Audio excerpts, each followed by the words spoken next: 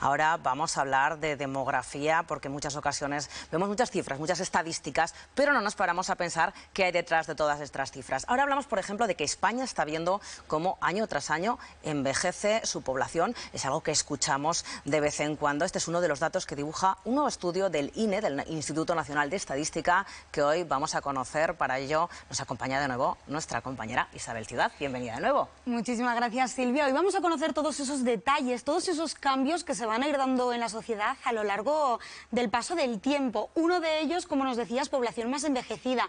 Otro, tendemos a vivir más solos, es lo que preferimos. Ahora veremos qué pasa con la natalidad y también con la población extranjera. Pero todo esto nos lo va a detallar Nicolás. Muy buenas tardes. Buenas tardes. Bueno, la sociedad está claro que está cambiando.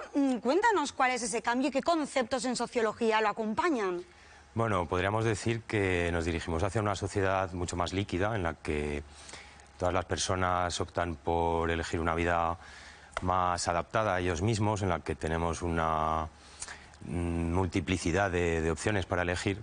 De ahí que bueno, los hogares también sean mucho más adaptados a los nuevos cambios.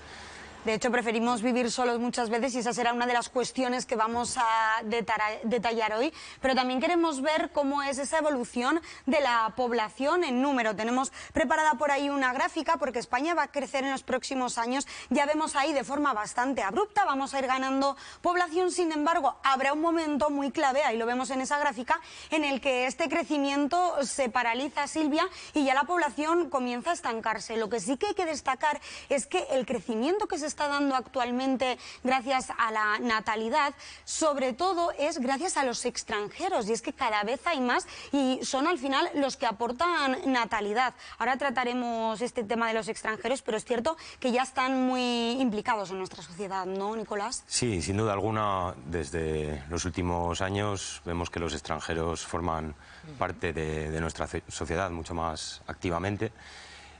Habría que ver también qué trabajos tienen asignados y cuál es su rol en la sociedad, pero sin duda alguna nos dirigimos hacia una sociedad con mucho mayor número de extranjeros.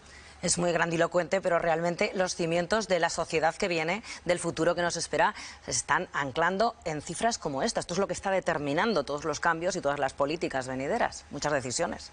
Sin duda, sí. Veremos ahora más datos, pero sobre todo vamos a recalcar esto del tema de los extranjeros, porque en cifras, en porcentaje, es mucho mayor que antiguamente y sobre todo va a más. De hecho, íbamos al Instituto Nacional de Estadística para comprobarlo con datos. Se han hecho proyecciones a 15 años, o sea, la población en 2039 y a 50 años en 2074. Entonces, para 2039, la población en España extranjera, nacida en el extranjero, va a ser del 28%, o sea, va a subir 10 puntos. Y en Aragón, pues similar, vamos a pasar del 17 al 27.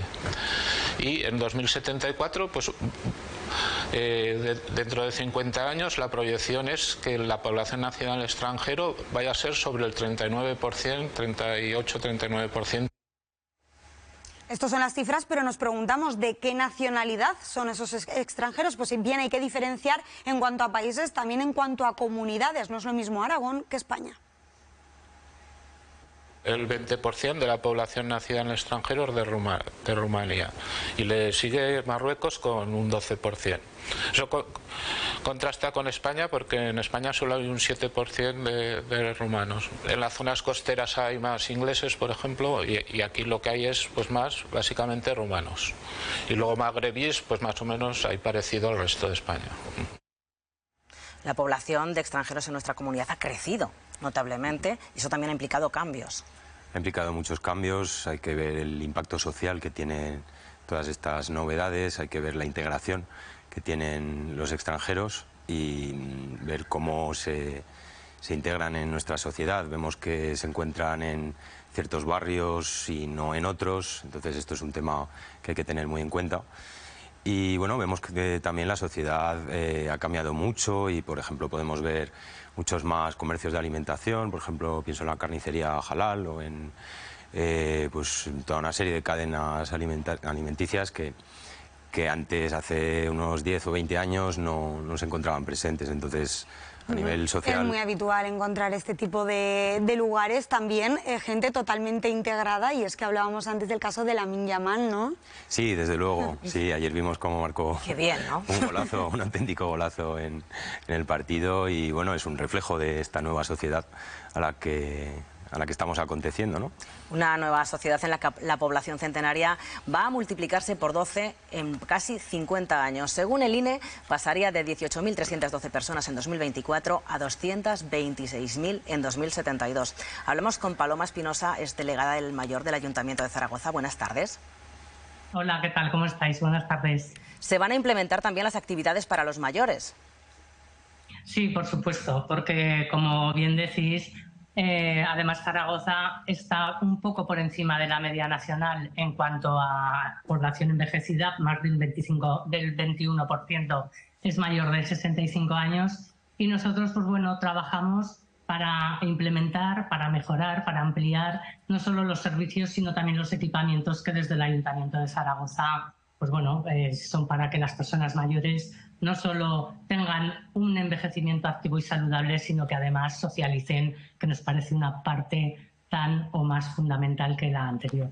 Además, Paloma, dentro de esa socialización, muy buenas tardes, se da el caso de que lo hagan con jóvenes también, ¿no? Porque trabajáis también entre generaciones, uniendo a esos mayores con los jóvenes en algunos de los talleres. Sí, la verdad que hacemos una serie de actividades intergeneracionales que son una maravilla. Yo a cada cual que voy me gusta más. Tenemos una que se llama, por ejemplo, Canas y Canicas, además que los nombres son muy sugerentes. En esta, personas mayores voluntarias imparten clases de refuerzo a niños de distintos centros educativos. Tenemos también un programa que se llama Habili Edades, en colaboración con las personas mayores y también con chavales con discapacidad de la Escuela de Jardinería El Pinar, y también hicimos uno muy bonito que se llama Generando Conexiones, que lo hicimos con el Instituto Miguel Catalán, en el que bueno, los mayores aportan toda su sabiduría y experiencia, pero a la vez reciben pues bueno, todo lo que la juventud, aparte de su entusiasmo, les puede aportar en temas tan importantes como pueden ser la reducción de la brecha digital. Ocurre que en muchas ocasiones esa experiencia que pueden aportar nuestros mayores pasa un poco desapercibida, y sin embargo tenemos ahí un manantial tremendo. Bueno, nosotros dentro de los talleres tenemos dos grupos. Tenemos los talleres de envejecimiento activo, que estos los dan profesionales, pero tenemos unos talleres que se llaman los talleres de la experiencia. Son impartidos de forma voluntaria por personas mayores que, como bien dices, tienen muchísimo que aportar, pues mucha experiencia, mucha sabiduría, y están en unas condiciones magníficas para poder enseñar a otras personas mayores, pues bueno, desde el baile en línea, que tanto les gusta, hasta cursos de inglés, de manualidades, de costura. En fin, como digo, estos talleres son muy especiales porque son impartidos por esas personas mayores que además se sienten muy útiles. Pues muchísimas gracias por aportarnos toda esta luz sobre ese tipo de actividades. Gracias. Muchas gracias a vosotros. Gracias.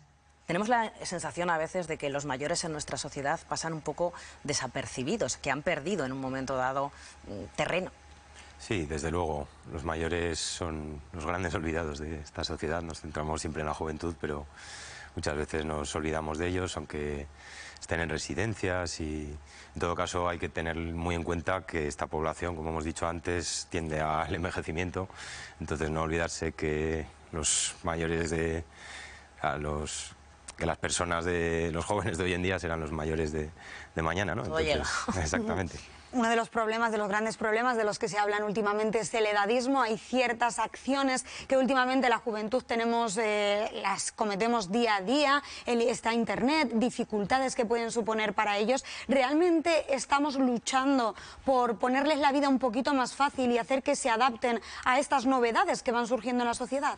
Bueno, yo diría que la brecha digital es una realidad que, sin embargo, va disminuyendo cada día, puesto que cada día estamos más conectados y, bueno, si antes nuestros abuelos, nuestros mayores no tenían tanto acceso, poco a poco están familiarizándose con todo el tema digital. De ahí que, bueno, yo creo que dentro de unos años estará mucho más accesible. Sin embargo, hay muchas personas que aún no tienen los conocimientos necesarios, ¿no? Entonces, como sociedad deberíamos ir insistiendo en esos aspectos. Sí que es cierto que están evolucionando también esos mayores y que de hecho antes era muy habitual que residiesen con las familias o incluso en residencias, y ahora surge el concepto de Aging in Place, que es darles un lugar propio a todas estas personas mayores para que sean totalmente independientes y vivan solas. Esta es una de las causas por las que los pisos de una sola persona están aumentando. Nosotros hemos querido salir a preguntar ¿con cuánta gente vives? Vivo con 4 y soy mi familia. Con mi marido, solo. Mi pareja y el hijo. Vivimos mi hijo y yo. Yo con mi mujer. Con mi padre, mi madre y mi hermana. Y un perro. Mi mujer y mis hijos, somos 4. Vivimos él y yo, 2. 4. Somos como unas 6 personas, 7. 3. Bueno, pues ya vemos, hay gente que vive con bastantes personas, la mayor parte de ellos con familiares. Lo que sí que queda claro, según este estudio del INE, es que los pisos de 4 o más personas van a ir disminuyendo y que van a aumentar especialmente los pisos de una sola persona. Lo comprobamos en una inmobiliaria. Una mayor demanda de vivienda más pequeñita, o sea, de 1 y de 2 dormitorios. Suponemos que cada vez aumentan más las familias monoparentales, por tema de divorcios, por tema de gente soltera que nunca llega a tener su pareja, y por gente mayor que prefieren vivir en un apartamento pequeñito antes que irse a una residencia. Lo que comentábamos del espacio propio de los mayores. Otra cifra, en 2039, el 31% de los pisos van a ser de 2 personas. Pero claro, también habrá quien, según estos datos, viva solo. Esto sale bastante más caro. Una mayor demanda de vivienda más pequeñita, o sea, de 1 y de 2 dormitorios. Suponemos que cada vez aumentan más las familias monoparentales, por tema de divorcios, por tema de gente soltera que nunca llega a tener su pareja, y por gente mayor que prefieren vivir en un apartamento pequeñito antes que irse a una residencia. Bueno, pues hemos hablado de diferentes temas. Isabel, ¿cómo podemos concluir? ¿Cómo podemos trazar un poco la sociedad que viene? Yo diría que nos dirigimos hacia una sociedad completamente cambiante, una sociedad más envejecida, con menos natalidad, una sociedad en la que la inmigración constituye y constituirá una parte fundamental, y desde luego una sociedad que deberá adaptarse a los nuevos tiempos y a los problemas asociados a la vivienda, ¿no? A todos estos hogares unipersonales que están en auge y lo estarán en un futuro. De ahí que, bueno, podamos decir que esta sociedad está en constante evolución. Bueno, y decíamos que uno de esos aspectos era lo de vivir solo, que comentaban en la inmobiliaria que un gran porcentaje viviremos solos, y lo que también queríamos recalcar precisamente en esa inmobiliaria es que nos decían que va a ser más caro vivir solo. Claro, los gastos para una sola persona es pagar el alquiler tú solo, pagar la luz tú sola, al final esto se va sumando y parece que vivir no nos va a salir barato, Silvia. Al final va a ser un lujo el poder Eso vivir parece. solo. Muchísimas gracias a los dos por habernos contado tantas cosas interesantes. Gracias.